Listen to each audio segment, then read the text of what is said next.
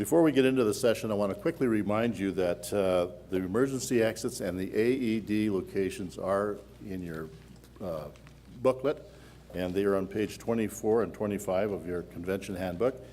And we want to make sure that our delegates are safe, so when you have a minute, please familiarize yourself with those locations. We expect to remind you of this just about every session, so we don't want you to run away bored, but we do that simply because your safety is very important to us. So we keep reminding you through the program.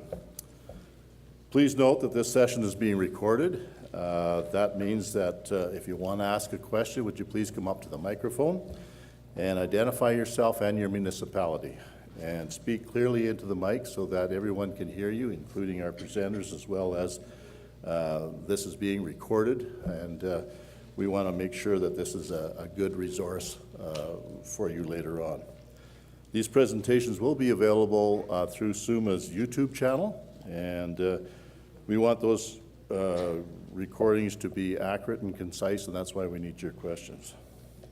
We plan events for our members, and we try to tailor these events and speakers to your needs. Full bios are in your program, and they are available as well on EventBase. And if you haven't signed up for EventBase, please do that, because you can get a lot of information off of EventBase. We are just a minute. On the bios, you'll find out the kind of work that these folks have done, our presenters, and the work that they spent gaining the knowledge that they are presenting here for you today. So please give them your full attention and be open to their information, and see how it can apply to your municipality. Some of the lessons are going to be easier to apply than others, but I'm sure that everyone in this room can use the valuable nuggets of information when you go back to your own communities. This session is sponsored by Chappelle, and we have Kaylee Stewart here, the account manager, and she's going to introduce our speaker on behalf of Chappelle. So please show your appreciation for their sponsorship.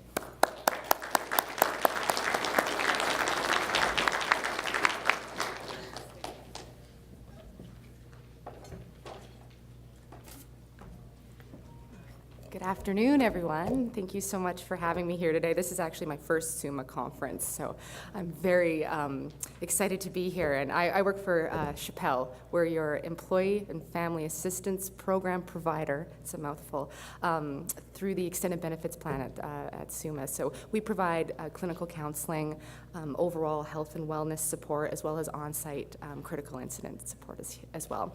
But I'm here today to introduce Ray Unrau. Ray began working as an ambulance emergency medical technician in 1982 and became a paramedic in 1987. He changed careers and began working for the Saskatoon Fire Department in 1993 as a firefighter, later transferring into the department's training division to instruct the EMS program and eventually the technical rescue program. In 2002, he took the position as Saskatoon's Director of Emergency Measures Planning. In July of 2017, Ray left the City of Saskatoon to come work for the Emergency Management and Fire Safety, filling the position of Deputy Fire Commissioner, Director of Operations. Please welcome Ray.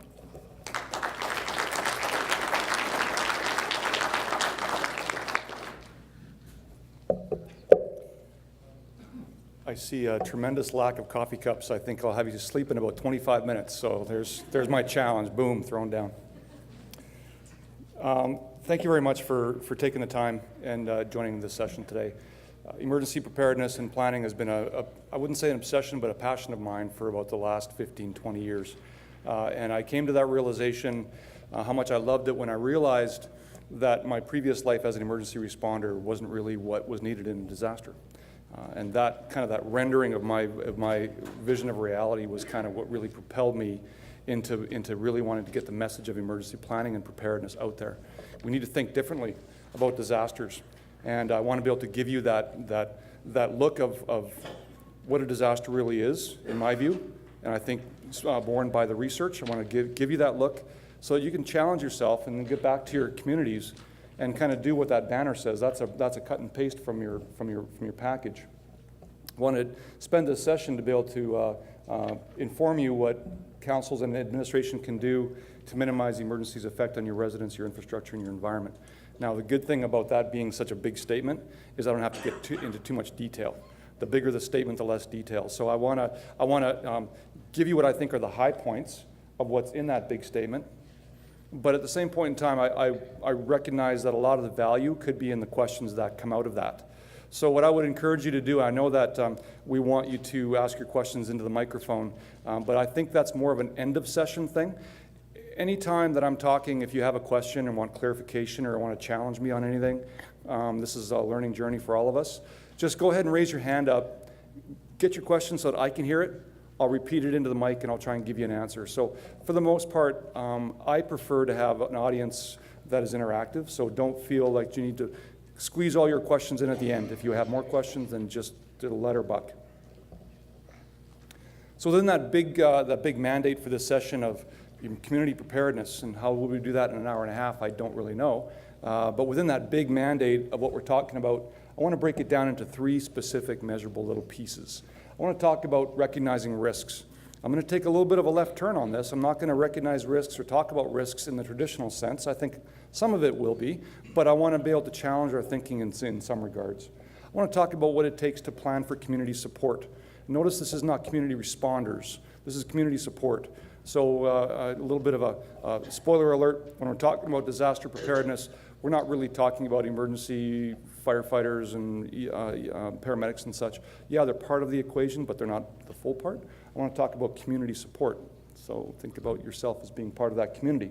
And then we're going to give you a couple of slides to wrap up to talk about what training options and maybe some practicing options. I realized now, just as I'm speaking, I didn't really dive into the practice. I spend most of my time in my slides talking about training. So we can talk about practice as well.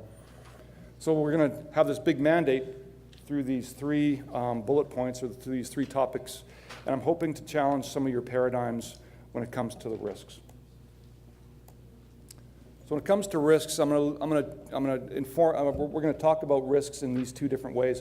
I think not understanding what the difference between a disaster and emergency is a risk. I think that is one of the seminal risks that we've had, that misunderstanding that really shapes how we do emergency planning. And if you think about the history of emergency planning, where it came from was the Cold War. It came from the civil defense era. And back in the Cold War, in the civil defense era, 40s, 50s, people who were emergency planners were, frankly, let's face it, retired firefighters, police officers, ambulance folks that couldn't do the job anymore but had this ability for command and control. We viewed it as a natural transition to go from a doer to a planner. And the reason we did that is because we thought that the 2 jobs were the same. And we've carried over that in a lot of ways. We think disaster response is just some type of fire, police, EMS response that gets a bit more media coverage. No, not even close. So we need to change how we think about disasters and emergencies to really understand how our community should plan to be prepared. Okay, so that's how I'm linking that together. And then talk about the risks in your community. Won't go too deep in that, but talk about the risks in your community. All right, let's start. So I've got 3 definition slides to talk about. Definition number 1 is, what is an emergency? If emergencies and disasters are different, what is an emergency? Now this definition comes from the Public Safety Canada had a program called Basic Emergency Management. This definition comes from that. Now, the most useless 2 years of my life were taking a master's degree in emergency preparedness. And I can tell you that that is one of hundreds of definitions in terms of disasters and emergencies. This is just the one I chose to use because it's the one that comes from Public Safety Canada, so it's kind of our Canadian version of what it is. It's useful, but there's others out there. You could use any one of these definitions for your own purposes. This is the one I used. So an emergency is an event that requires, and I've bolded this, prompt coordination of action or special regulation of persons or property to protect safety, health, welfare of people to limit damage to property. What does that mean? An emergency is what you're paying for through your mill rate. So as a citizen, an emergency to you is someone having chest pain.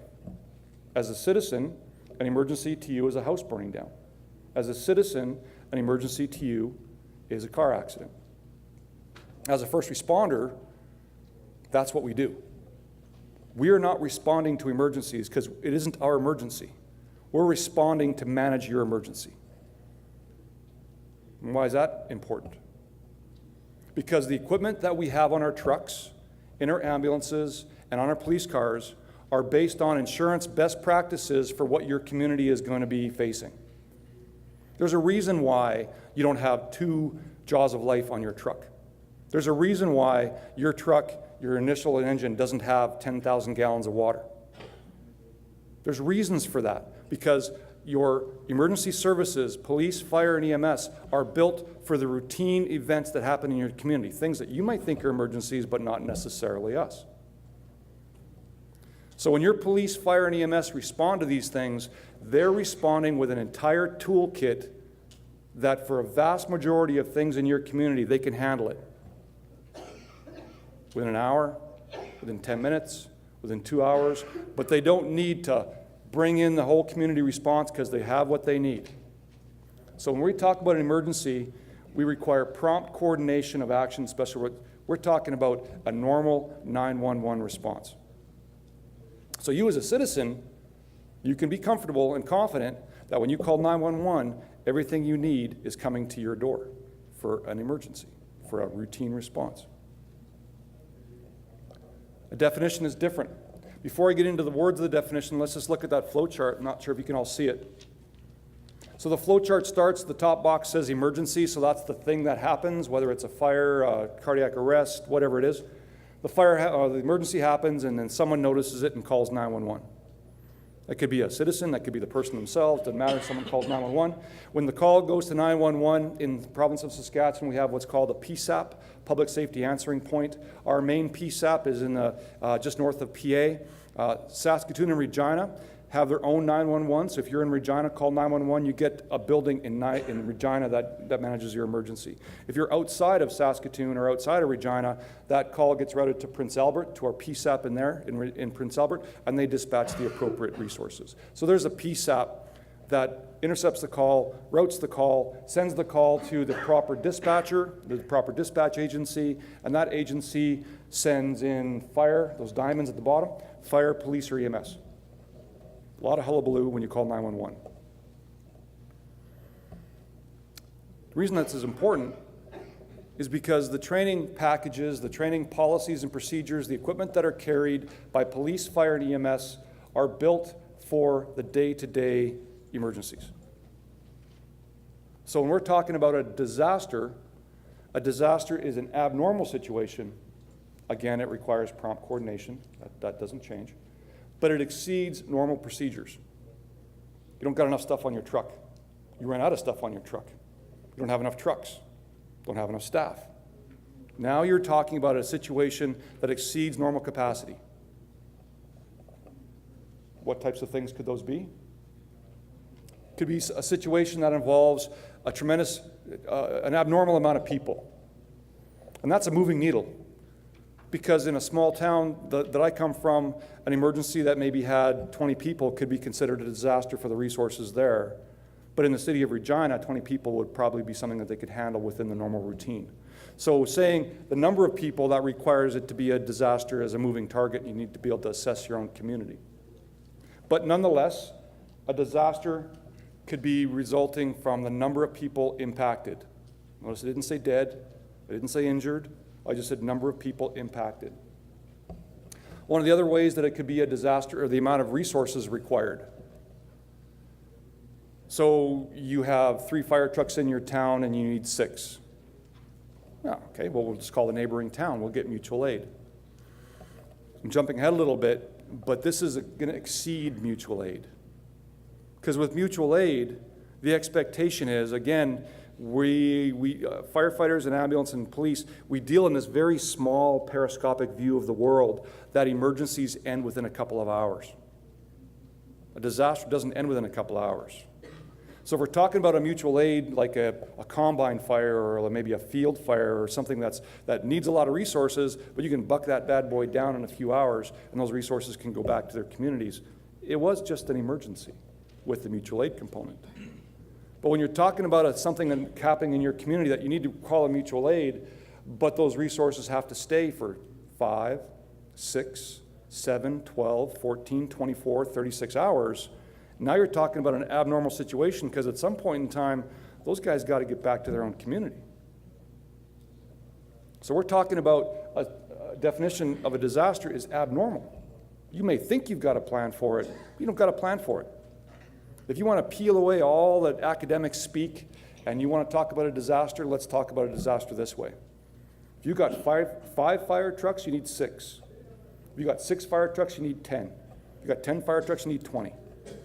So if you think you're going to manage a disaster by putting more equipment in the equipment bays, if you think you're going to manage disasters by getting more firefighters trained, no. The disaster simply changes shape. Maybe you've got that amount of resources, but now your problem comes in. How do you fuel them? How do you feed them? Where do you house them? Your problem just changes.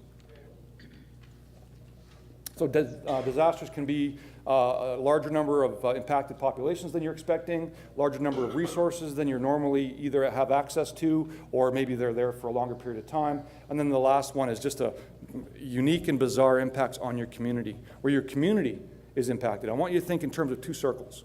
Your community, 3 circles. Your community is the big circle. The disaster happens in the middle circle. As soon as that disaster gets behind you and outside that middle circle and gets into the bigger circle, that's a disaster. Typically, our emergencies stay in the hot zone. That's our terminology. We work in the hot zone. The emergency stays in the hot zone. As a firefighter, you're looking at the emergency. As a police officer, you're back far enough that it doesn't get behind you. When your emergency gets behind you and into the community, you're probably dealing with something more in the disaster area. What could get into the community? Boil water advisories, power outages, school disruptions. Okay? We need to think about disasters that exceed normal procedures. They're abnormal in some way. You can't plan for them. You ask any fire chief the day that they get a brand new fire engine and they're doing the media release, it's like getting the big check, right? Got the big fire truck all shiny. Not one fire chief will use that media exposure or that talk to the local press to say, this is great, but it's not enough. That fire chief's not going to be around for very long. What that fire chief is going to say is, we've pulled together as a community and we've got this brand new piece of equipment and it's absolutely fantastic. And citizens are going to look at that in between bites of the supper table and they're going to change channels. Yeah, our town is really prepared. We don't have a good idea about what disasters are, and we use the media to inform us on how prepared we are. So we need to think differently. An emergency is what we have in the toolkit. We can deal with it, no big deal. Maybe a big deal for the person whose house is burning down, but for the system itself, it's built for that. A disaster is when the system is compromised. What system? Well, we'll talk about that, but it could be school, it could be your infrastructure, it could be power, it could be water, it could be whatever. A disaster is an abnormal situation that exceeds normal procedures. So let's build on that org chart a little bit more. So you can see the 3 diamonds, the small part of the org chart. That's what we just saw on the last chart. And I want to say, so what? So it's a disaster or an emergency. So what? This is the so what. If you want to know how your community can be better prepared today, so this little copy and paste thing that the session is about, how can your community be better prepared? Challenge yourself with this one thing. Well, before I challenge you, let me just back up. Police, fire, and EMS. I have never taught any police-based courses other than maybe tactical entry for medical stuff. But I've taught lots of fire-based courses. I've taught lots of EMS-based courses.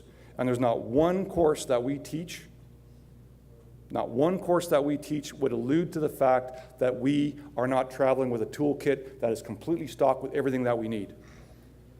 We are completely unaware of our capacity. We approach every problem like a problem we can solve. And our training programs don't get us a map or compass points to stick handle out of that.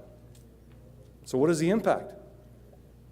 We as firefighters, as EMTs, we approach every emergency as the thing we can solve, and when we can't solve it, we just keep doing the same thing. Just more of it. Spray more water, bring more trucks, do more of this, do more of that. That isn't always the solution. So when we talk about where you want to challenge yourself right now, is first of all challenge the training and the expectation of your emergency responders in your community. When do you need help? What are the trigger points that exist with the emergencies in your community where you're going to realize that you are now outgunned and outmatched and you need to reach out for some help? What are those trigger points? I bet you they don't know. And if they don't know, I bet you don't know. So you need to have that dialogue with your emergency responders. So at what point in time when those 3 diamonds arrive on site and you're battling whatever you're battling, are you recognizing that this is not going to end well and you need to reach out? And then the next part of that equation is, who are you going to reach out to? Now the big box says the emergency measures coordinator. Good. So who is that person? How does your fire chief at the scene of the emergency, or your captain at the scene of the emergency, or your local ambulance guy at the scene of the emergency, how do they know who to reach out to? Do they have the phone number? Do they have a radio? How do they get a hold of that person at 2 o'clock in the morning? You want to make your community better, as the banner for this session says? Challenge that interface right there. When do the emergency responders know they need to reach out? What are the trigger points that you can actually write down? And who will they reach out to? And then what does the EM coordinator do? And I think that there's a lot of misconceptions in communities that the emergency measures coordinator is going to somehow compete with the fire chief. Fire chiefs don't necessarily know what EM is all about. And I've had some recent conversations with fire chiefs that really have driven that home. And fire chiefs that I didn't think were going to have that type of a problem. I'm not going to lay them out here because it's a bit sensitive still. But there were people that are saying, I had no idea what our emergency preparedness in the community was about. They thought, fire chiefs thought this was all about more fire trucks, more training, more firefighters, and we'll just do this better, and it won't be a disaster. And when it ended up being a disaster, their community wasn't prepared. They didn't know how to interact with their community. So there's a real misunderstanding in some communities about when the fire chief and the emergency responders reach that tipping point where they no longer can be an emergency, but it's a disaster, and then who to call and what to expect from that call. So in general speaking, what they can expect from the call from the emergency coordinator is what falls out of the bottom 2 rows of those boxes. So what they can expect from the emergency coordinator is that at 2 o'clock in the morning when they call, that person's going to pick up. And when they pick up, they're going to receive a somewhat cogent set of details that tell that emergency coordinator what's going on. It doesn't do just to say, hey, we got the whole world's ending, get the plan going, click, because that leaves your EM coordinator dead in the water. So are your first responders able to give a good update to the coordinator in a short period of time that coordinator then can turn around and lob forward? Okay, so what does the coordinator do with that? The middle box on that second from the bottom row is that they're going to now update their administrator and their elected officials. Every plan could vary somewhat, but that's kind of the first step that they should probably do, because most EM coordinators don't have the authority in their community to actually make decisions. They're a coordinator. They bring things together. They make things happen, inform people, and decisions get made. So one of the first things your coordinator should do is inform your administrator and elected officials in whatever order works for you. But if your coordinator doesn't have proper information, then you're just waking up the administrator at 2 o'clock in the morning saying, hey, we have a big problem. Click. You've just created chaos, right? So the challenge is your first responder, fire captain, chief, should have good trigger points when they know what's getting out of hand. They should have a good sense of how to report to the EM coordinator, and the EM coordinator should be able to lob that forward accurately and say to the administrator or the elected official, this is what's happening, this is part of our plan, we think that we need to do this. And this could include opening up your EOC, so that's the box to the left, or sorry, to my right. So the Emergency Operations Centre team could be called in. You could decide to call my organization now Emergency Management and Fire Safety, so I represent the province. So if you recognize that your community is out of capacity or past their capacity, and you need provincial support, you can call my office and we can come and give you a hand. So those are your 3 next steps of why the fire department should call or activate your coordinator. Your coordinator gets the process rolling. Your coordinator gets people informed. Your coordinator starts the process. I can't emphasize that enough. Because without that, then the inference is the fire chief is dealing with the emergency, and the fire chief is answering questions to elected officials, and the fire chief is getting the EOC set up because they haven't used that big lever called the emergency coordinator. So your fire chief has to have a solid expectation, and your plan has to support those expectations about what your coordinator will and will not do. And then once your Emergency Operations Center team gets activated, whether partially or fully, then you can start doing things like communicating to your residents. Why did I put that last? Oh, it wasn't me, actually. This is Public Safety Canada's org chart. There's no doubt that we need to communicate to residents soon, fast. But we need to communicate accurately. And if you decide as a team in the EOC that we don't know what's going on just yet, then that's okay too, to tell people we don't know what's going on yet, but we're in the initial stages. You want to put a placeholder in the stream, whether you're using Sask Alert or a town Twitter account or a town Facebook account. Get the message out early. Hey, we're paying attention. More information to come. Stay tuned. We're the official source. Typically, when you do communicate, you want to communicate from the Emergency Operations Center, because that should be the hub of all information coming out and all the information coming in and all the information going out. So what does your EM process bring to the table? It brings in the ability to let the fire guys and the police guys and EMS guys deal with the emergency and take all that support business off of the plate and be able to handle that from within the EOC. So what's the definition of emergency management? There's nothing tactical about that. There's no decision making at an emergency operations center that says you're going to attack from the A side of the structure and you're going to be doing forcible ventilation. No. There's no tactics whatsoever in the EOC. There's no competition between the fire chief and the emergency operations center. Your emergency operations center is there for a long duration event. It's going to last 12, 16, 14, 24, 48, 36 hours. You need to have the ability to analyze information, plan. You need to be able to use those to make good decisions and to be able to better manage your resources. Very rarely in Saskatchewan will you have a situation where you don't have enough resources. Your town might not have enough resources, but in Saskatchewan, whenever someone is having a problem, neighbors come to help. So you might start off with some resource challenges, but very soon your problem changes, well, very quickly. You go from having a lack of resources, and if only we had more of this, and all of a sudden you look down the road and there's 12 diskers, 10 water tankers, 3 more fire departments from different communities all rolling your way, and you don't have a clue on how to use them. So what your emergency operations center, what emergency management is there for, is just to help you use your resources more appropriately, collect information. You got 12 diskers, and 3 of them are over there. You got 12 of these, 12 of them over there. We're not going to make decisions in the EOC based on those diskers or where they are. We're going to make that available to the fire chief and say, this is what you got. What do you want to do with them? Otherwise, that's got to roll around the head of the fire chief as you're putting out fires and doing all the other stuff. So this emergency management business, you probably don't need it for things that are just considered your day-to-day emergencies, because that's what your fire departments and police departments and ambulance guys are built for. But as soon as it gets to the point where it consumes more resources, impacts more people, or bizarrely affects your community in ways you hadn't planned, then you need a process that helps you analyze, plan, decision make. Let's give some examples of some planning. Let's say you've got an emergency where a whole bunch of volunteers have showed up with a bunch of equipment. This is going to be 4 days worth of work, 5 days worth of work. It's not going to go. It's going to be a long go. All of a sudden, you've got 60 more people in your community all fighting fire or all doing whatever it is they're doing. Who's feeding them? Who's refueling their equipment? How do you make sure that you don't have a water truck going this way to this part of the fire and a water truck going that way to that part of the fire? How do you use your resources more effectively?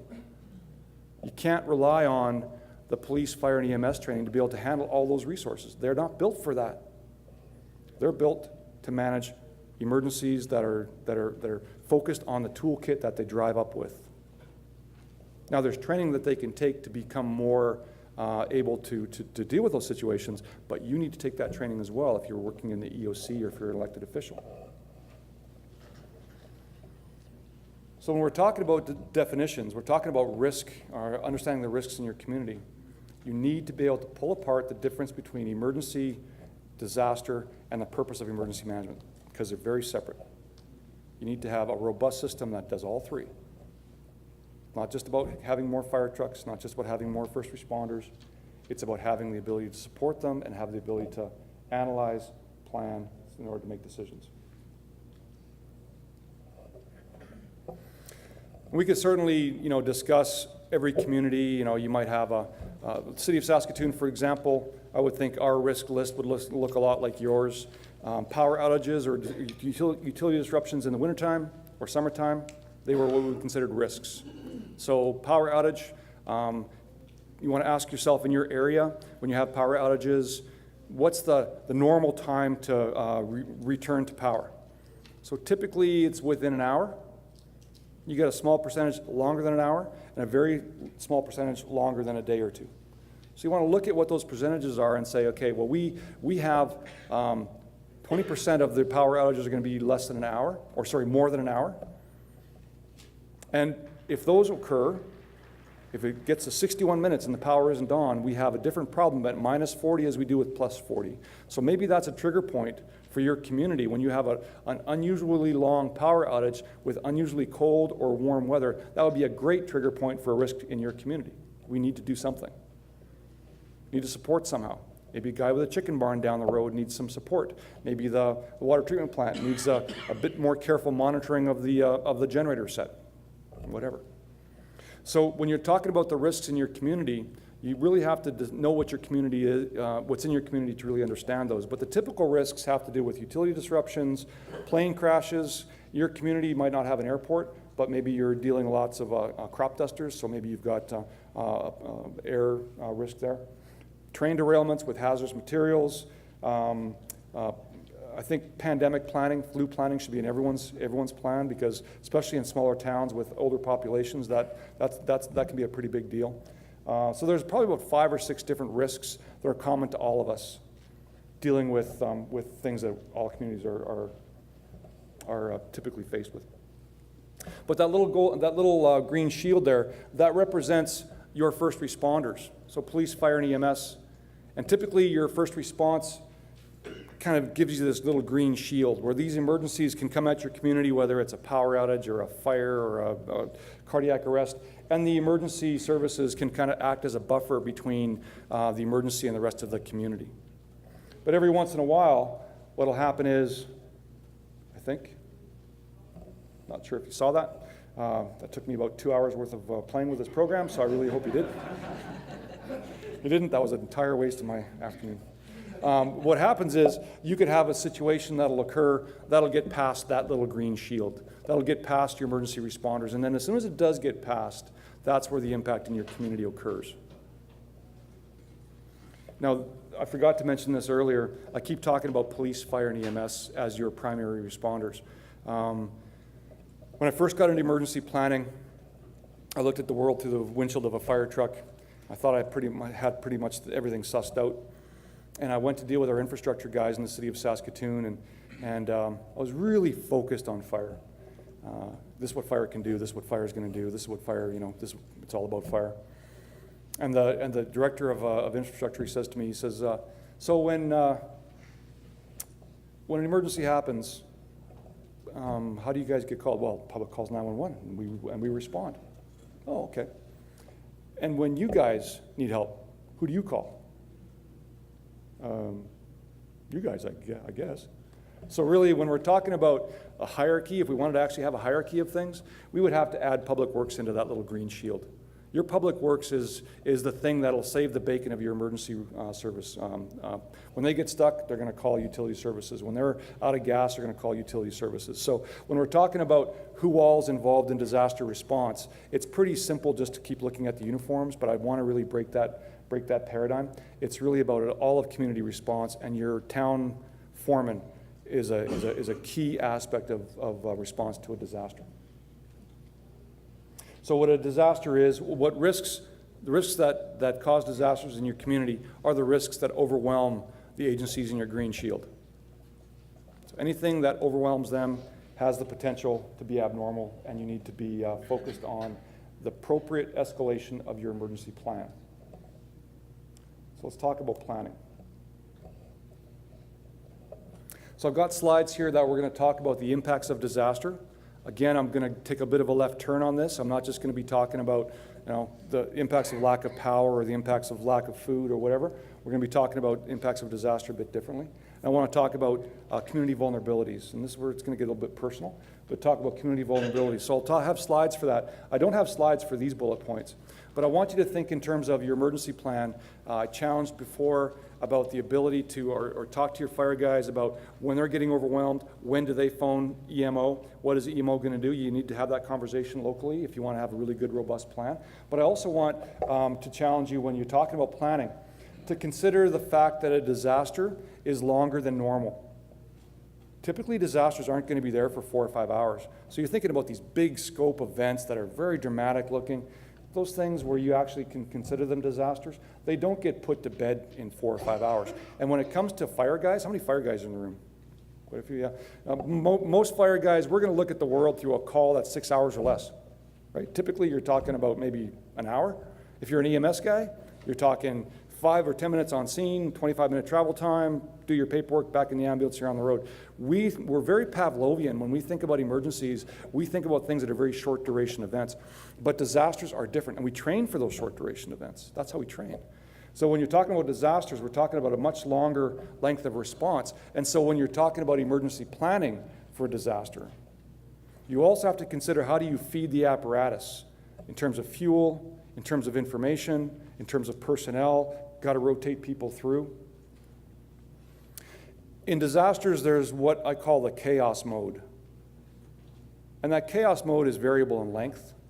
But you know when you're out of it, when you no longer get surprised, oh, now the puppies are found, and oh my goodness, now that's on fire, and oh, I didn't know the power was out.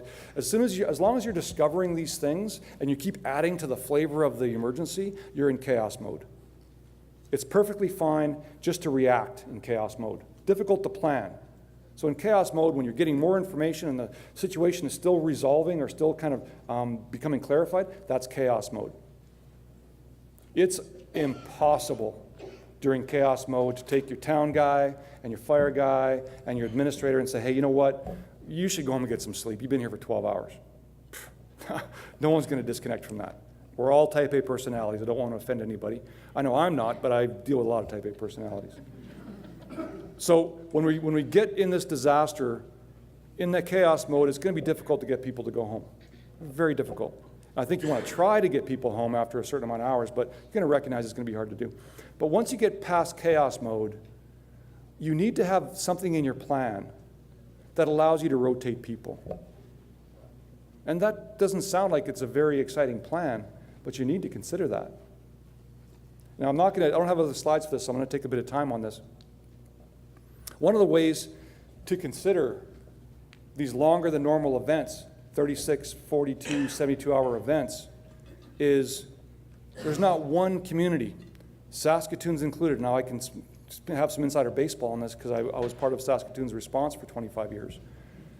If we had an emergency in Saskatoon that was more than 36 hours, we'd have nobody left. We'd be out of people. So I can only assume, based on that your communities would be in the same boat. So the solution to that, it would be nice if we could say, well, train the entire town to be able to help us in the Emergency Operations Center. But that's not realistic. So the next logical step of that is to make sure that the system that your town uses in your Emergency Operations Center is identical to the system used in the town over in their Operations Center, identical to the one that's used 2 hours down the road, identical to the one that's used 2 hours north. If we're all using the same methodology in our Emergency Operations Center, and we can recognize the fact that this is going to be a long duration event, and you contact my organization or contact your mutual aid partners and say, we're going to need some help, The system is built in such a way that your decision makers will always be in charge of your own jurisdiction, but that the people coming in to help you figure out how to get the sandwiches to the crews, how to get information out, those people can be people not from your town to assist the people from your town who are in charge of the response. We need to stop thinking in terms of an emergency plan is all about inside my borders. We need to come together as a group of communities and have the ability to share staff, to share the load in a long duration event. So when you're talking about the EOC operations, mutual aid is typically what we think about in terms of supporting the field. But again, when you have these long duration events and these resources from other towns come and help you, eventually they have to go back. And so can you imagine, it's like the game Jenga. You got that big stack of blocks, and the fire chief puts together a plan based on all these tools that are available. And all of a sudden, one of those tools has to leave and go back to town, and all of a sudden that tower isn't quite as solid. That plan isn't quite as solid. So what we'd like to be able to do, what we would suggest, if you know what you're trying to accomplish over 24, 36 hours, if you don't reach out to my organization and say, we need to maintain our plan, 5 Type 1 engines, we need a couple of ladder trucks, we need a whole bunch more ambulance guys, we need people with, if you don't reach out to us help you, then when those resources have to leave and go back to their own communities, you've got to find your own stuff. Now imagine how difficult that's going to be when you're in the middle of a plan, you think you got everything done, all of a sudden that truck just drove out of town. Now you got to go find another truck to replace that quickly. That's stress for you. But if that truck can tell my organization, I'm going to have to leave in 25 minutes, we have the entire province at our disposal. We can reach out and say, hey, can we get another truck in here? It's making your life a lot easier if you can use a standardized system for resource ordering and rely not just on your mutual aid, but rely on provincial partners to help you keep your resources coming and going in such a way that maintains your plan. So you need to plan for a much longer response. If you're planning for a disaster, you're planning for something more than 24 to 36 hours. And if you're planning for 24 to 36 hours, you need to plan for staff changeover in the field and staff changeover in your EOC. Now, your EOC doesn't have to have 20 people. Your EOC typically, in a small town or even in the city of Saskatoon, can have 3, 5 people at the most. In the first chaos mode, you'll have a whole bunch of people. Get them to go home, and then start rotating staff. So when we're talking about EOC operations, with the new way of doing business, you don't need hundreds of people in your EOC. So plan for much longer, and then plan when and how. So the when is, what are your trigger points for escalation? 99% of your calls can be handled by your uniform providers and your utility people, 99% of the time. It's that 1% that they just can't prepare for. So what are those trigger points that actually get you to the point where you need to open up your EOC so that you can support your emergency responders? So when, challenge yourself with what are your trigger points for that escalation? What does that look like? And then how? Do you know your EM coordinator's phone? Are they always carry it? How do you get a hold of them? And make sure that that's kind of captured in your plan as well. So your plan should consider the impacts of disaster in terms of things, disasters of things that you're not typically equipped to deal with. Yeah, I'm ahead of myself now. Okay, so this is that little bit of a left turn that I was talking about. When we talk about impacts of disasters, I think the media does a really poor job for us because it kind of leads us to believe that disasters are these dramatic-looking events where entire blocks or communities are wiped out. Like Joplin, Kansas, Joplin, Kansas. The entire town was wiped out. Right? You got Hurricane Katrina. We have these massive mega buster or mega movies in our minds about what disasters are. But the facts is that from 1975 to 1994, in the States, only 315 people per year died from natural disasters. So let's just let that roll around for a second. So for about 20 years, per year, 315 people per year died from natural disasters. Now in Canada, as soon as you compare Canada to the States, talking about a tenth, right? So we have maybe 30 in Canada in that same time period. Okay, now while you're holding on to that thought, what's your initial bias with who is in charge of a disaster in your community? If you defaulted to uniformed services and police and fire and EMS, it's a small part of it. What's the other side of the coin? Well, sorry, before I get to the other side of the coin, let's drive down a little bit further. So we let media inform us about what disasters look like based on all this dramatic pictures. The reality is, very few people die from disasters in the States per year, from natural disasters. At the same point in time, per year, ages less than 15 and less, we have up to 2,000 kids die in car accidents. So if we wanted to compare natural disasters to car accidents are much more severe than natural disasters. But we can't judge the importance of responding and planning for natural disasters based on the impact of life safety, because the numbers don't bear out. But most communities, elected officials and administrators, look at emergencies or disasters as it's a police, fire, and EMS problem. It's not. People die, yep, but not as many people die in disasters as they do in car accidents. Why would you use the U.S. statistics there? Because we don't have any Canadian statistics? That's correct. The question was, why do we use U.S. statistics rather than Canadian statistics? There's a Canadian disaster database, and you can look that up. And really what that database from Public Safety Canada, it's more about what disasters happen where. It'd be very good for people who are doing emergency planning, but we don't have those numbers.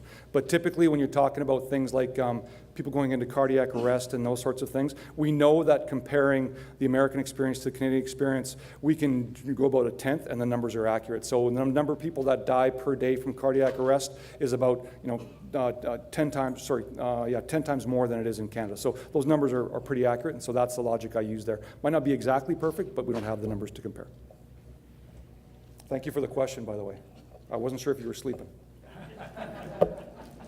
Just woke up. Yeah, very good. Well, you came in at just the right time because some guy asked a question. Okay, so we're talking about the impacts of a disaster, and I think the paradigm that we're all comfortable with is that disasters are really about the tremendous impact to life. Certainly injuries occur, but in terms of the death and dying, the numbers just aren't there. So if we're thinking about disasters as being primarily in the bucket of police, fire, and ambulance, we're not thinking correctly.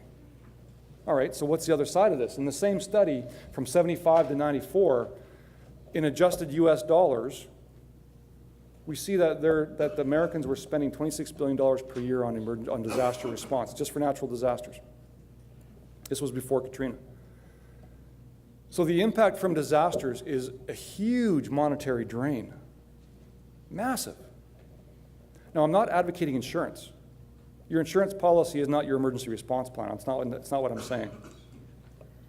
But what I'm saying is, if we accept the fact that more people die from mundane things on a daily basis or a yearly basis than they do from natural disasters, then we should challenge ourselves that disaster response is not just in the land of emergency responders. We as a community all have a role to play. And so my point is that while emergency responders all play a role in emergency response, they don't play a role in community recovery. So if you can hear this, just a second. All right, firefighters, settle down. How about the budget? Balances. And the taxes? What page the list? Anyone want better roads? We do. All in favor? Aye. Opposed? Done. A lot of paper to tell us we need clean water. Need clean water, guys? All right, this is the easiest job I've ever had. We're out of here. Get more done now. Communicate with groups in less than a second with Nextel Direct Connect, only on the Now Network.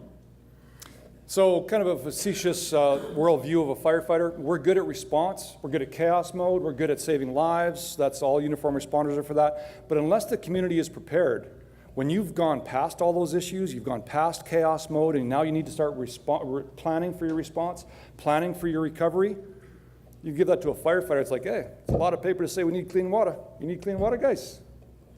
Life's not that simple. The community needs to be part of the emergency response. The community needs to be prepared to step up and do the work in the Emergency Operations Center. You as leaders in your community can't just rely on firefighters and emergency responders to do the work. So your plan should address how your community leaders can be part of your Emergency Operations Center. And when I say that, I'm very cautious with that, and no disrespect, Mr. Mayor, but he's not the guy you want in your EOC. And it's not because he's the mayor. It's not because he'd make things more difficult. It's because you need that sober second thought. So I want you to think in terms of layers. The emergency responders on the site should be doing your tactical decision making. We need to have X number of gallons of water. We need to have spray water from this direction. We need to evacuate 150 people, blah, blah, blah. They can do that. You need to have your EOC, that middle layer. Your EOC in that middle layer should take that tactical plan and say, okay, that's what they want to do. Good, I got that. Hey, let's get some resources to support. Let's plan for a long-term response. Let's get some sandwiches. Let's get some reception centers. Let's do all that stuff that when the firefighters and the emergency responders are looking at the emergency, that all that stuff that they need to support is being done from the EOC. It's being done off-site. That's what the Emergency Operations Center is for. But then there's a policy group. We don't really talk about that too much, and I don't think we've talked about that enough. At some point in time, that EOC is going to be bumping up against things that are extraordinary dollar figures, or have to have some tough choices, like the wisdom of Solomon. Are we going to let that building burn down to save that building? I don't want to make that choice. I'm a middle manager. I'm a bureaucrat now. I don't want to make that choice. I want to be able to present that choice. I want to be able to analyze, display, summarize, say this is what we're thinking about doing, and take it to my policy group and say, hey, what do you think? Without having my policy group completely distracted with detail.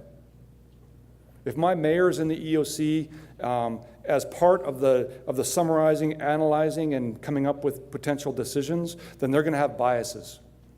They're going to hear things differently. So you need to have somebody in your elected official group, not in your EOC, ready to help you make tough decisions. So your plan should have your EOC with a certain amount of authority, but certain things need to go to your elected officials for approval. I keep pointing to you because you're the only mayor I know in the room, so hopefully you don't mind. And I think that's kind of a kind of a flat spot in a lot of plans, is we expect all decision makers to be in the EOC. Too many cooks in the kitchen. Tactics on the site, support in the EOC, coming up with reasonable contingencies and options for plans going forward. And then if you need to get permissions, then you've got this policy group in your back pocket. So in the city of Saskatoon, what we said is we had four directors. And we said at any given time, not more than 2 directors could be in our EOC. So it didn't matter who you were, but only 2 of those directors, and then we would automatically have 1 elected official kind of on call. And so when the EOC came up with certain levels of decisions that they couldn't make, those people in the EOC, those 2 directors, could make those choices, and then if they needed to call an elected official, they'd have that ability. Otherwise, everybody else was out of the room. So your EOC needs to be set up to be able to allow you to make those decisions quickly. So you need to have the site, which is tactics, the EOC, which is support, planning, and kind of summarizing, and then this next group, which is just your elected officials that can actually approve those things that need to be done. So ultimately, it's their responsibility. So the second point for being able to say, why are we looking at disasters just as a life safety issue? We should be looking at it more fulsomely. Life safety is part of it, but community impact is a bigger part of it, not insurance-wise, by the way, is because community leadership must be prepared to escalate activities to support responders during response. We need to let the fire guys, EMS guys, and police guys deal with the drama on the site, saving lives, reducing injuries, reducing damage to property and environment. They need to be able to do those things. They don't need to be distracted with trying to figure out where to get more gas or more water for their pumpers. They don't need to be distracted with figuring out where do we warm up our crews at -40 and who's going to bring them sandwiches. They don't need that type of distraction. Your EOC needs to be able to come together quickly when those trigger points are hit and be able to let the fire chief be the fire chief and let the community support the tactics on the site and kind of plan for future. So your leadership needs to be able to support the first responders during the response, but also support the community during and after the response. And so your leadership, your EOC, should be able to do things like inform the public. Doesn't sound like a big deal. Well, it is, because the public's already talking, and they don't have all the necessary information that they need to make decisions. They could have bad information. They need to get the message from the EOC in a timely fashion. We want everyone to evacuate to the east because the danger's in the west. We want to be able to tell people we are now going to be closing the school for 4 days, and the tests are going to be, for the kids in the testing period, are going to be in this location instead. Information to the public is critical, because what disasters are is they're a disruption in people's routines. Not everybody in your community is going to die, but they're all going to be impacted. So you need to be able to tell people how the community is functioning so people can make their own choices and make the best decisions for them. Well, if the school is going to be closed for a week, I'm not going to stay in a reception center. I'm going to go to Calgary and stay with my in-laws. Well, I probably wouldn't, but okay, well, maybe you like your in-laws. So, but having that information that the school is going to be closed for 4 days or a week, everyone's going to have that information to be able to make choices that are good for their family units. We need to be able to communicate. We need to be able to tell people the condition of the water or make sure that the water is available. We need to make sure that the education process is there.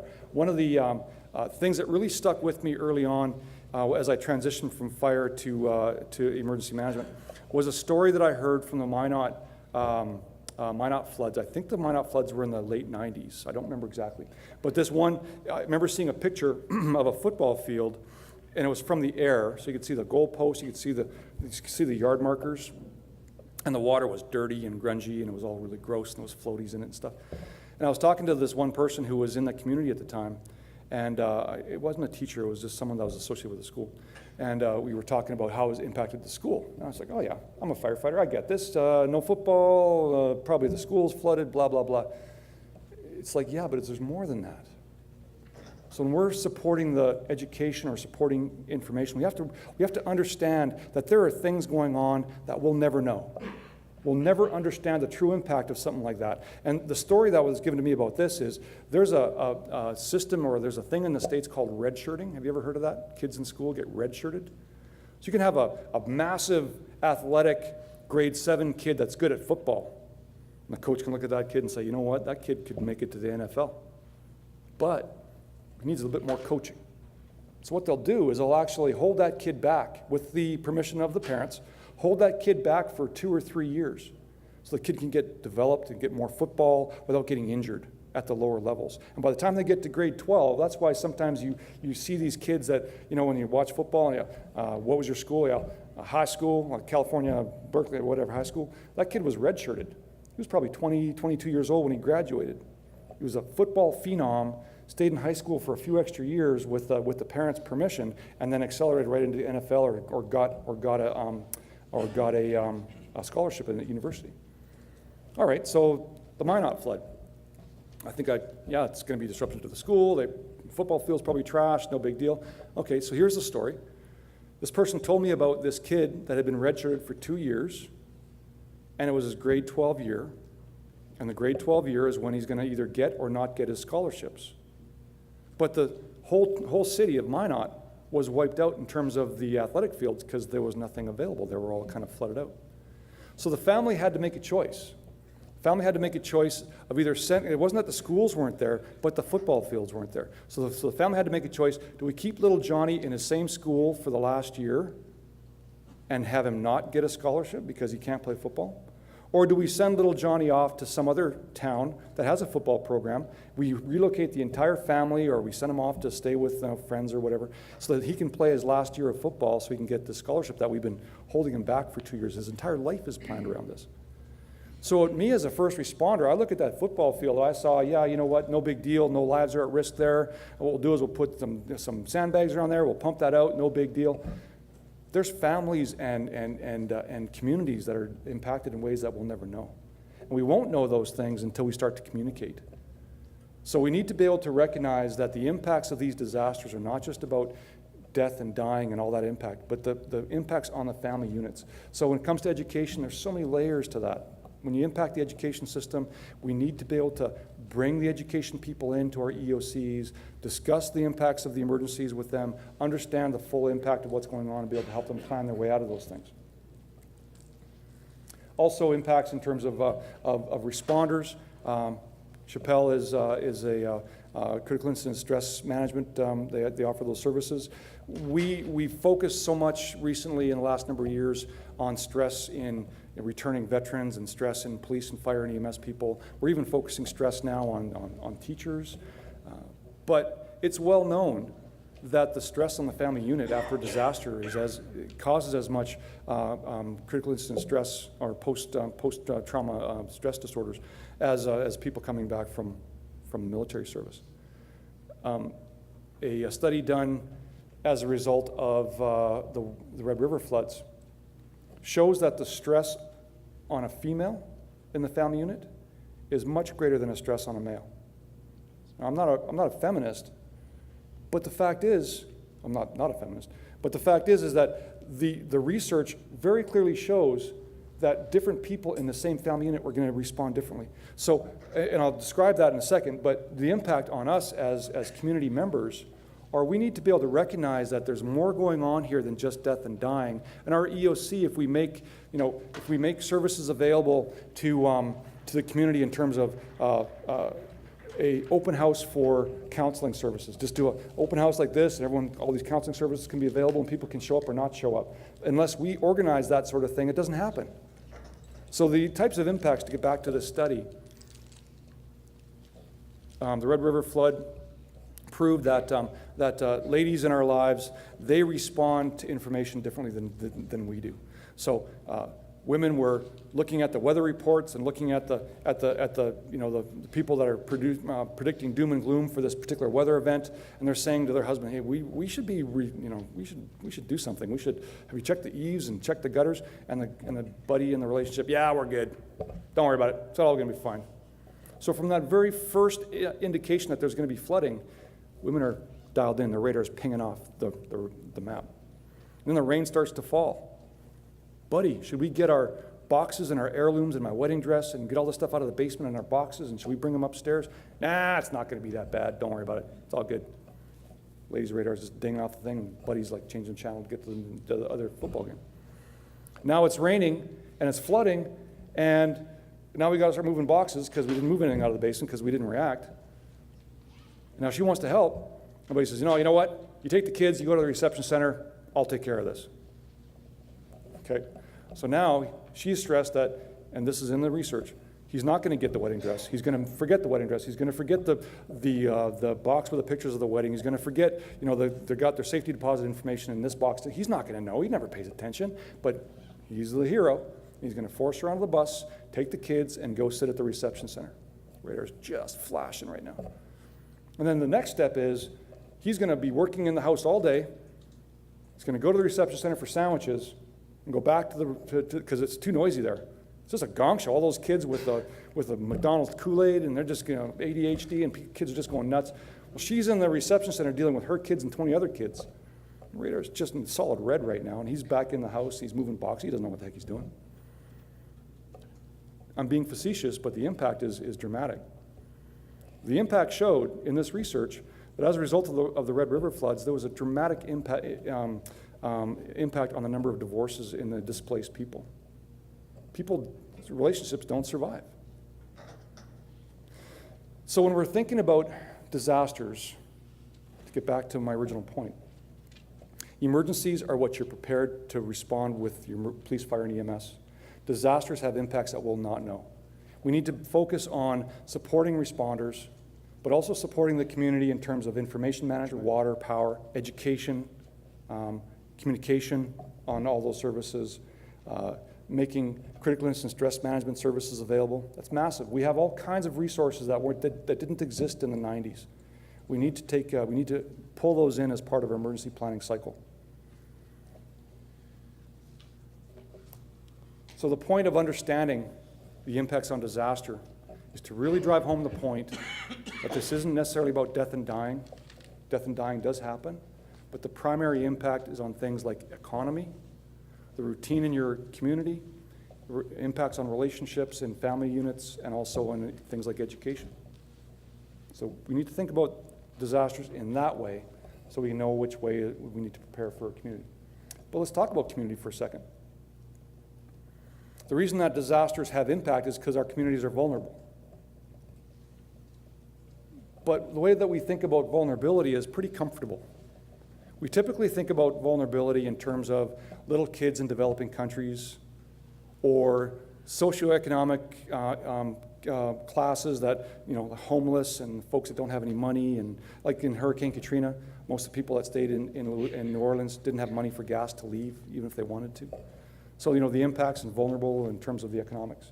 But also the physical vulnerabilities, people that don't speak English may not hear messages, understand what's going on, people with mobility challenges, people that can't hear, can't speak, whatever.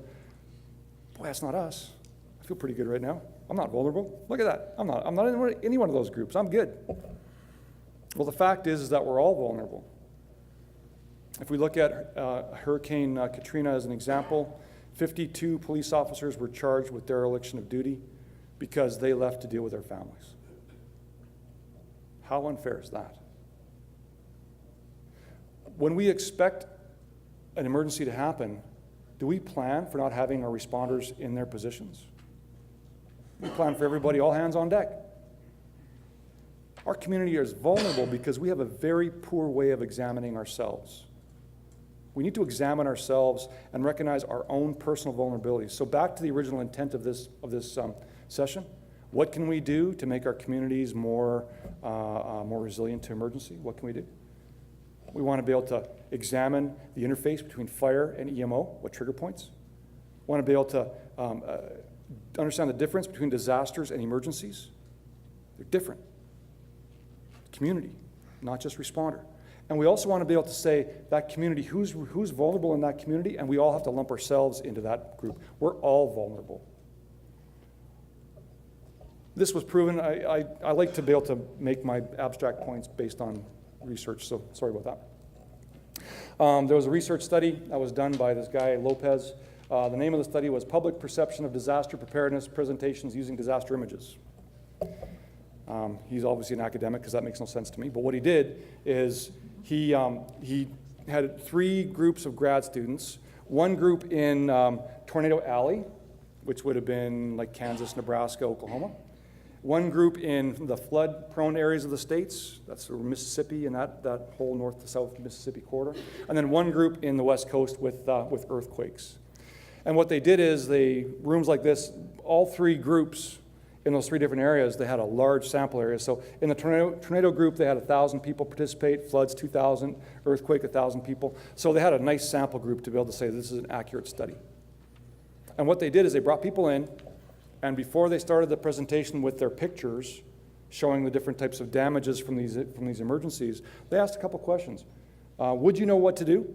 So that first column on the bottom, you can't see it, but would you know what to do? Tornado, 61% of the people said, yep, I'd know what to do. Would you probably know what to do? In Tornado Alley, 21% of the people said, yeah, I'd probably know what to do.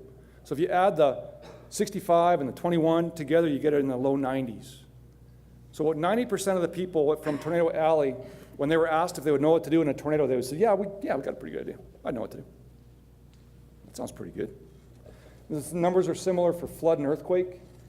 I won't go through each number, but they were in either the high 80s or the low 90s. Would you know what to do, or do you think you'd know what to do? Only a very small percentage, less than 10% of the people in all 3 groups said I wouldn't know what to do. As it turns out, those were the honest folks. After the presentation was over, they went through the same group and they said, would you know how to turn off the electricity? Only 27% of the people in the tornado, and 67% said they would. Only 7% actually knew how to turn off the electricity.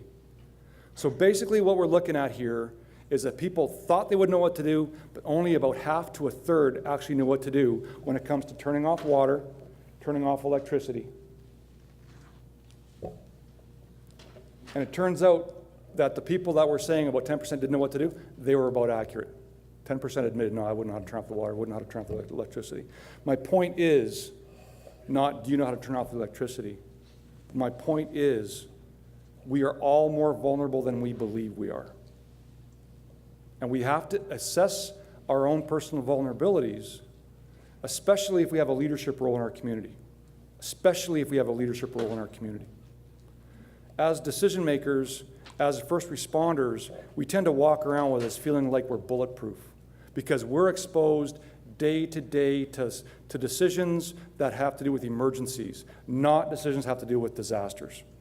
We can manage emergencies like nobody's business. We are useless when it comes to managing disasters. We don't have the experience, we don't have the plans, we don't have the capacity.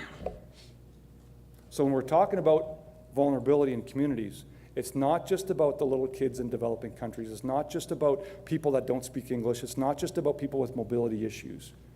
We are vulnerable. And we're vulnerable based on, I'm hoping that my slides are going to be working here. We're vulnerable based on elements that we don't even consider to be problems in our lives. I would say that a person who's got pets and livestock and a robust family and elders in their lives, that's a lucky person. Those are all elements of vulnerability. In a disaster, when there's no power and you can't communicate, where are your kids? Are they at school? Are they at transit? Are they being babysat somewhere? Can they get a hold of you? Can you get a hold of them? How about your significant, how about your parents or maybe someone you're taking, an adult that you're taking care of? What about them when there's no power? Do their medications go bad? Do they have prescriptions? All these things stack up and cause you incredible stress and make you make bad decisions. Do you have livestock? Do you have pets? I think what I would like to challenge us to do is, how do we make our communities safer? What's the overall intent of this session? Start at the top. Do your fire guys and police guys know when to contact your EMO guys? Do those trigger points exist? Because they need to. Do your EMO guys know, or can they get contacted, and do they know what to do? Do you know the difference between disaster and emergency? They're different, completely different. And the other thing is, do you know what your vulnerabilities are? How vulnerable is your community? Is it a community of relatively young folks that commute to a larger center for work? All right, what are they leaving behind? Because when they're in Regina or in Saskatoon and there's an emergency in their small town and they can't get there, they're going to be losing their minds. That's a vulnerable community. Do you have a community of old people? Community of people that have a lot of young kids? What's your community look like, and what do you look like? What are your vulnerabilities? So do a bit of self-reflection personally. Figure out how you're going to be able to stick handle around things that would separate you or impact those particular building blocks in your life, and be prepared. Yes, sir. So in your general opinion, what probably would you do to educate the public to realize that they're more vulnerable, get the ball rolling? Like, was that something you were just towards here, or like what would be a next? I'm going to loosely cover it, but I'm going to cover it right now as well. So the question was, what would we do right now to educate the public to be more resilient is the word that we would use. We do a terrible job with that. The method that we use right now is Emergency Preparedness Week. It's your first week in May. Every first week in May we say, are you prepared? And no one listens. Every week in May we say, you should have 72 hours worth of water, and nobody does. Every week in May we say, you should have a spare prescription of medications in your back pocket, and nobody does, because we're not packaging it right. It competes against apocalyptic movies. It competes against the news cycle. It doesn't have any traction. Nobody gets it. So I would say that what we should do is we should continue on with that Emergency Preparedness Week message, but we should find ways throughout the year to drive home that message as well. One of the ways is anybody that works in a school here, every beginning of every school year, the school folks send home a little page for Johnny and Sally to be able to give to mom and dad saying this is what to do, what's your contact numbers. Use that to figure out what the school emergency plan is. So there are things that you can do throughout the year, but we should capitalize on the Emergency Preparedness Week and find a different way to say 72-hour preparedness. There's no home run on this. It's work. And that's why we haven't solved it very much, because it's not simple. So I won't get too much into training practice. What I will say is that these training programs will be useful for your community if you go in knowing that you'll take the training programs and you'll have to pull them apart and use pieces for your community and apply those pieces. You can't go in and take Sask Alert training and then have Sask Alert training magically work in your emergency plan. You've got to have a way to take the Sask Alert training and make sure that your emergency plan uses Sask Alert in a way that benefits your community. Who's pushing the Sask Alert button? What information do they need to have? Who's going to get the approvals to do Sask Alert? All that has to be in your emergency plan. PPSTN radio training. All of our first responders have wonderful radios, but they're difficult to use. And when the tower is down and the radio can't speak radio to radio because it goes to the tower first, there's a little button you could flip to go to simplex. And I mentioned that specific issue because that happened recently at an emergency.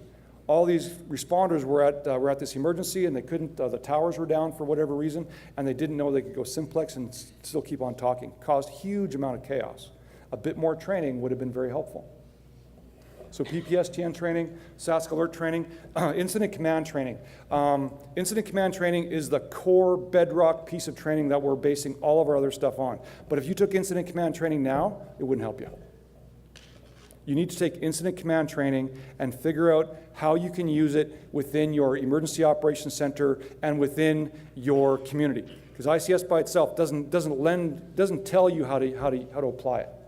It tells you how to use it, doesn't tell you how to apply it to Plunkett, to Waltime, to whatever town you're in. You need to have some thoughtful discussions, and I'll give you a resource to call for those sorts of things. But incident command training, you need to understand it so you can kind of build your system.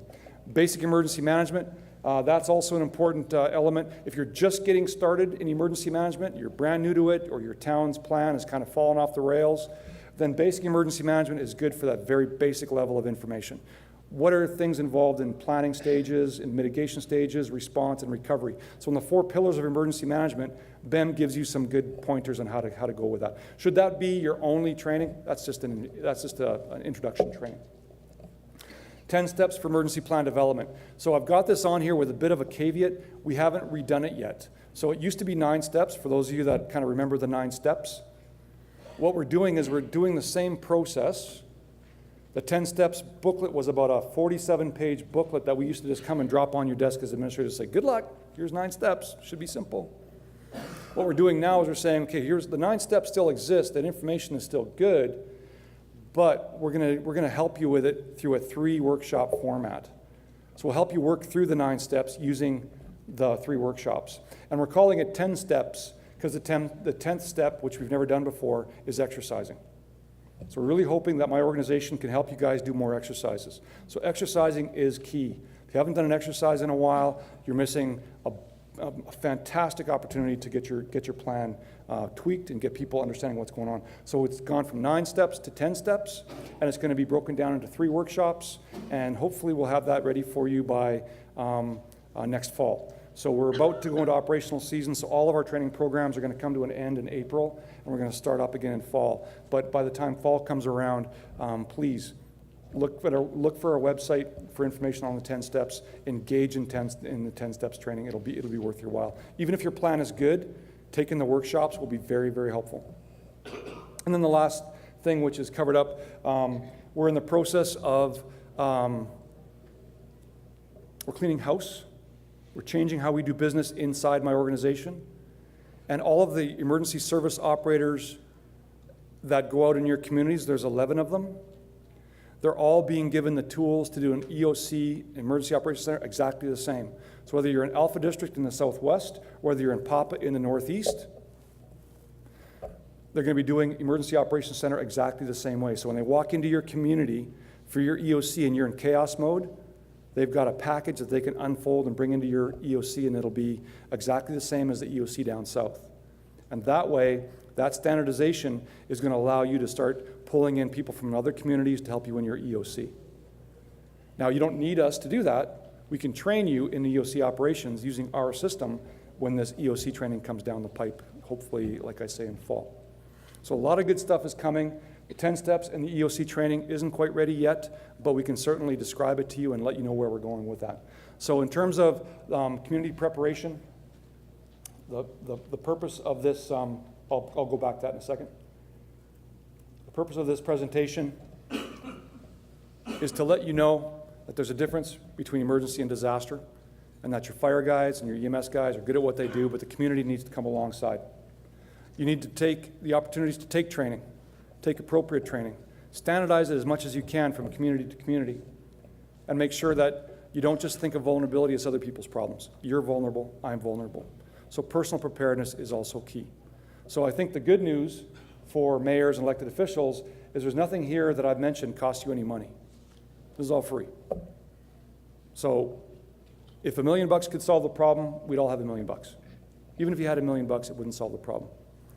If you had fire trucks, you need 6 fire trucks. You can never chase the money game with this. You need community preparedness is going to be the key for this. And I'm done with my presentation, so I'll take some questions, sir. Should your EMO officer be part of the fire department? I don't know you, but are you trying to get me in trouble? The question is should your EMO person be part of your fire department? You know what, I recognize I'll answer the question, but I'm going to do a little bit of political dancing around.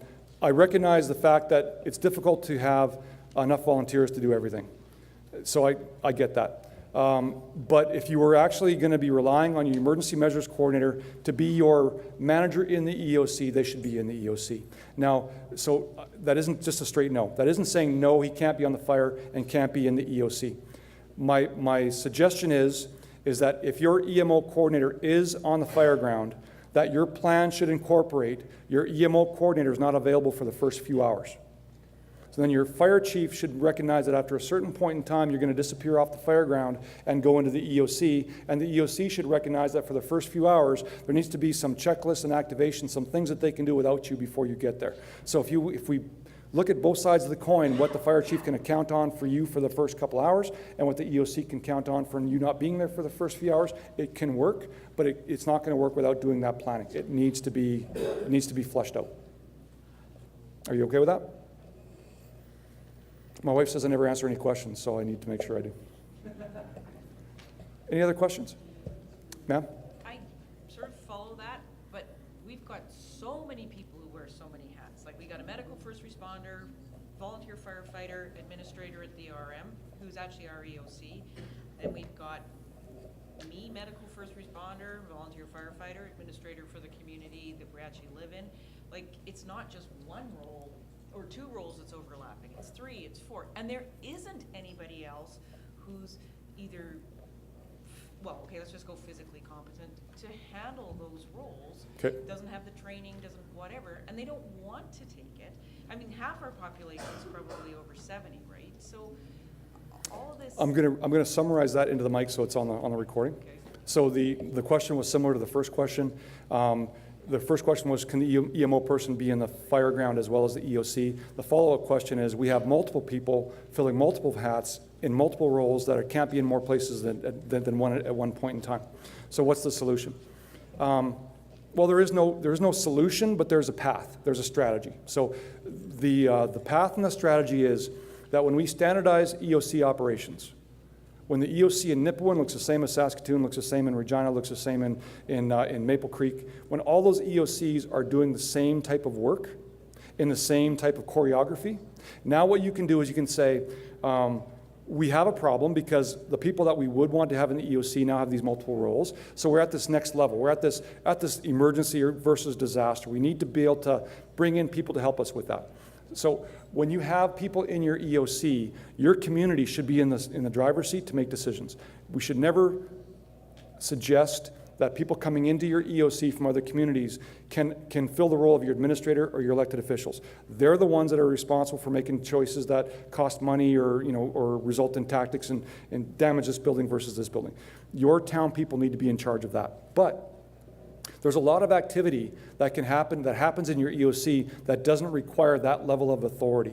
You need somebody in your EOC to help you make sure that there's sandwiches for tomorrow. Those phone calls can happen from someone from a different town. The purchasing has to be approved by someone from your town. So in the standardized EOC training package, you can identify which roles you're comfortable with letting other communities come in and help you with, and which ones you're going to just manage yourselves. And if we're all doing the same EOC approach, really what you do is you have the entire province at your disposal.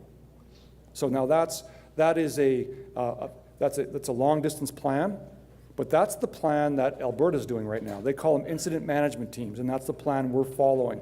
We're trying to set ourselves up to have incident management teams that if a small town Saskatchewan has a certain problem and needs some people to come in and help because they don't have enough staff, we can bring in qualified, vetted, trusted people that have signed non-disclosure forms that can come into your EOC and work with an element of trust and not overstep in terms of they have a specific checklist of things that they can do to help you with. Because not everything is critical, not everything needs to be made at decisions at the highest level. You just need people to help you. So my answer to you is, right now we have a problem, but the solution is standardizing how EOC works and making sure we follow the incident command system. Did I answer your question? All right. When the guy introducing you walks toward the mic, you know you're done. Thank you very much, Ray. That was very informative. There's a couple things that I got out of that, and I don't know if you picked up on it. The number one was an emergency may not be an emergency to you as a mayor or a councillor, but it may be an emergency to that senior citizen down the street. The other thing is communication. We use a lot of electronic media now to communicate to our residents, but not all of them are hooked up to that. And so we need to find ways to communicate to all of our residents, even the seniors that aren't hooked up to that. So with that, I want to thank you all for your participation today, and I want to thank Chappelle actually as well for their hosting of this presentation. For those of you that are attending the SUMA Assure AGM, it's next door. It's at 4:20, so we're going to have to rush over there. It's in Ballroom B, and for those attending an introduction on convention session, it'll be starting in about 5 minutes. So for right now, Ray, I have a thank you card for you. Thank you very much.